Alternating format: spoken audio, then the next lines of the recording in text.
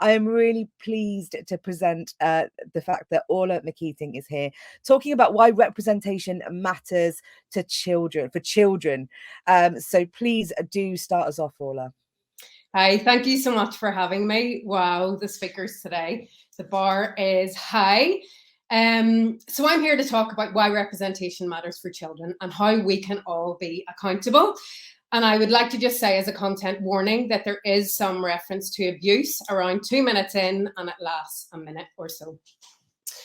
Only 15% of children's books feature a Black or minority ethnic main character. 18% include an LGBTQ plus family, and only 3.4% of children's literature has a main character with a disability. In fact, there are currently more books with animals as a main character than people from marginalised groups. What message does this give to our young people? My name is Orla McKeating. I'm an entrepreneur, a coach, and a speaker from Belfast, and I'm a single mother to a mixed race boy. I grew up in a very white society in Northern Ireland during the Troubles, where a mixed marriage was one between a Catholic and a Protestant, and where education was and still is largely segregated. I had the privilege of spending 10 years in Belgium, where I was immersed in a diverse society, where I had meaningful connections with people from all over the world, access to cultures, identities, and beliefs that opened my eyes to how much I had to learn and unlearn about the world we live in. I thrived in this society. So when I got pregnant in 2012 and my relationship broke down, I moved to Belfast as a single mother, and I hit a new low. I rarely saw representation of single mothers in storybooks that I read growing up. In TV, media, and books, they were often shown as promiscuous, struggling women on benefits who have children that misbehave and are at high risk of a number of very unwanted characteristics. And I also knew very few people who were from single parent families. I grew up in the era of the mother and baby homes around Ireland. For context, these were homes or institutions run by the Catholic Church for unmarried mothers around Ireland. The first mother and baby home opened in the 1920s, and the last one closed in the 1990s. That's my generation. These homes were known as asylums for fallen women who were often referred to as inmates. There's been a lot of talk about the Magdalene laundries in the south of Ireland in recent years, the discovery of babies' bodies, the abuse that took place in these institutions, especially to brown and black babies, and a lack of accountability from the Catholic Church. The stigma attached to unmarried mothers was savage, and I certainly felt like I had massively failed when I made the healthy choice to become a single mother. I experienced severe depression and carried a huge amount of shame with little support. And is it any wonder that I felt like this with the narrative that we were conditioned with in our society?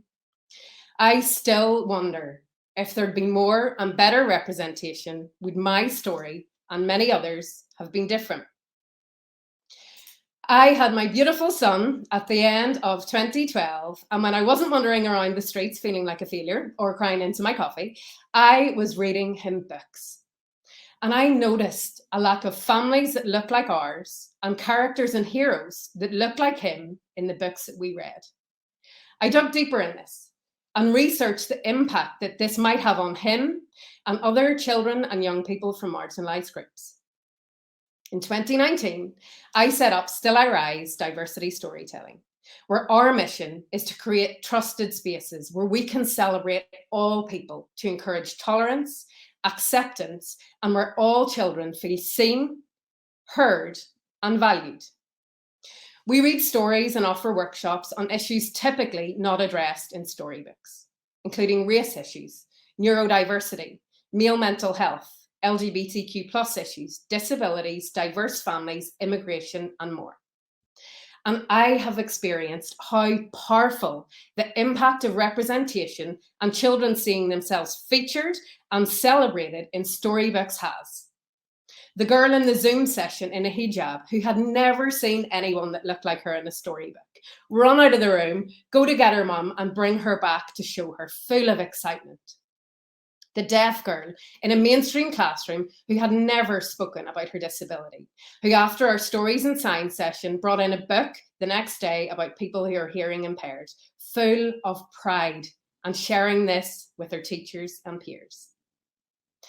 And having had the privilege of working with hundreds of children globally, we can see the impact firsthand on the importance of diverse, inclusive, and representative storybooks. How this builds confidence, how it inspires, and how it allows for deeper connections with society as a whole.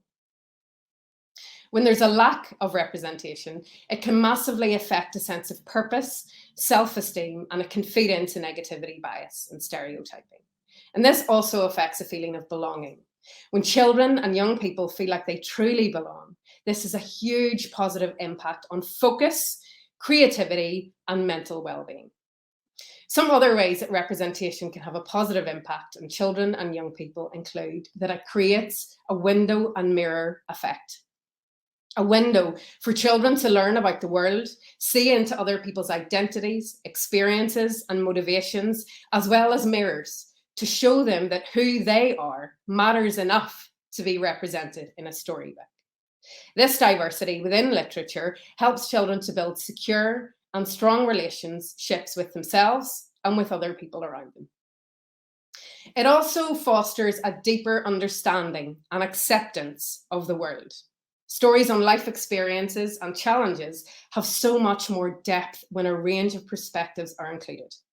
If young people have access to a broad variety of viewpoints rather than one-sided narratives, they're more likely to become emotionally healthy, open-minded, and balanced individuals. It also raises awareness on culture, beliefs, and identities. Culture not only defines who we are, but it also influences how we interact with the world.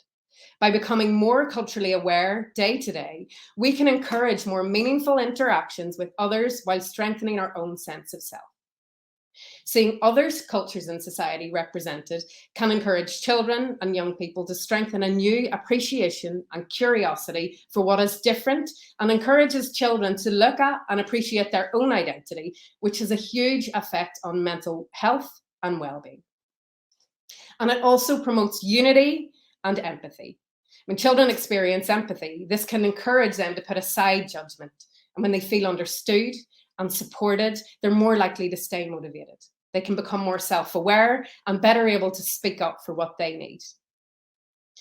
While embracing a lifestyle that promotes diversity, equality, and inclusion, it's also massively important to encourage our children to see colour, abilities, genders, religion, and acknowledge the impact this has on our lives and experiences.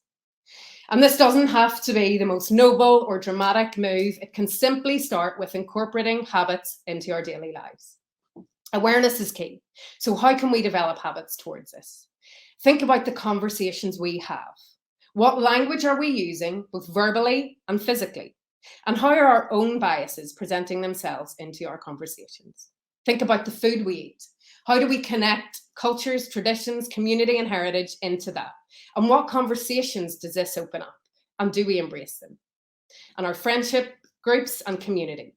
How many of these are with people who are different to us? And the events that we attend, are these enriched in that diversity and culture?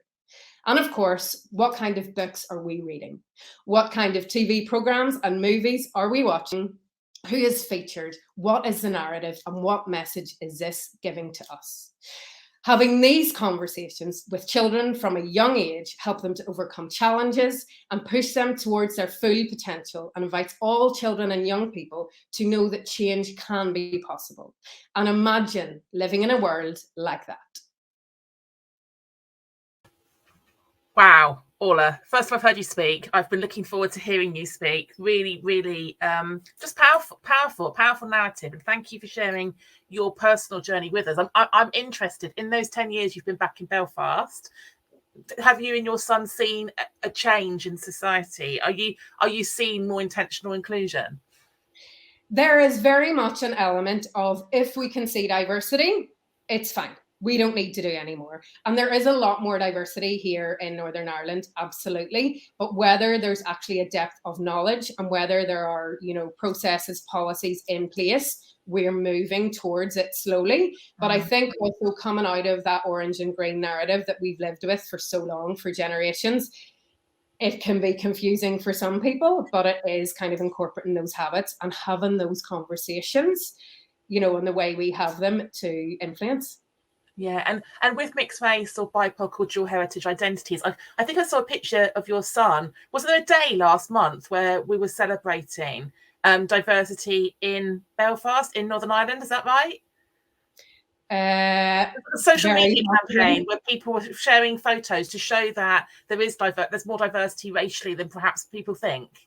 Yeah, absolutely. And I think, like, as a white parent of a mixed race child, and I am kind of aware the language of mixed race is another conversation, but you know, it is moving towards it, and it's finding people for him as well that look like him. And I'm very aware of using social media as a platform to connect with those people and connect with other maybe white parents or adults who live with children that aren't the same race, to kind of create those groups and communities and support networks, I suppose.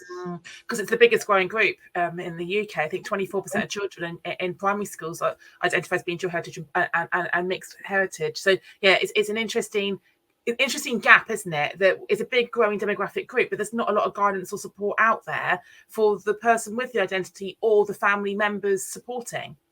Yeah, absolutely. I absolutely agree. And what has helped for me has been those communities and those networks. And not every community or network works for you. So there'll be some that you just kind of don't kind of fit in or find the energy, but it's keeping on going. It can be a really isolating place as a parent, as, you know, a single parent, as, you know, a parent who lives with someone who is from, you know, a marginalized group. And it is just finding that support and always learning. Like, I'm a white person of privilege. Like, it's learning and unlearning the things that I've been conditioned with as well, and kind of opening my eyes and being aware and being accepting of, you know, learning through other people and accepting of feedback, criticism, whatever way I can do better, and pass that forward then for my own communities of people who are learning. And Adele just put in the chat, yes, Adele, it was the I am Irish hashtag celebrating diversity. Thank you very much. Yes, that was it. I think you and your son were eating ice cream, and it was a picture of the two of you in an ice cream parlour, if I remember correctly. Thank you, Adele, because I do post quite a lot of, you know, him with books or him playing Gaelic, because also, you know, the Irish identity as well, we kind of have this view of it, and he's mixed race Irish, and that's something to celebrate. Like, Irish is not just a white leprechaun with red hair jumping around a rainbow, you know, so it's kind of moving into that. But I Am Irish is a beautiful community as well. Thanks, Adele. And with some of we haven't named it, but like with Bianca's talk around auditory bias, and people hear your voice and assume you to look or be different to how you then are. Has your son experienced that, out of interest? That, like, do people comment on the fact that he is a young mixed race man, but he also sounds Irish? Has he experienced microaggressions? He would experience less verbally and kind of action. So there seems to be that, like, wow, like a white person and a brown child, what's going on? And looking and kind of not really understanding it. A lot of microaggressions in the school, actually a lot of discrimination in the school as well, which kind of set me off on this journey in terms of actually people kind of verbally communicating, oh, you don't look Irish. He hasn't actually experienced it that much. So a good question. Good to hear. And read your percentages. Like, it's quite shocking, isn't it, the lack of visible representation? But can we pick up on the animal imagery? Because quite often people talk about using age-appropriate books where you have two gay penguins, because perhaps it's easier to talk about two gay penguins than it is to talk about two gay dads. What are your thoughts about the use of animal imagery when it comes to DEI narratives?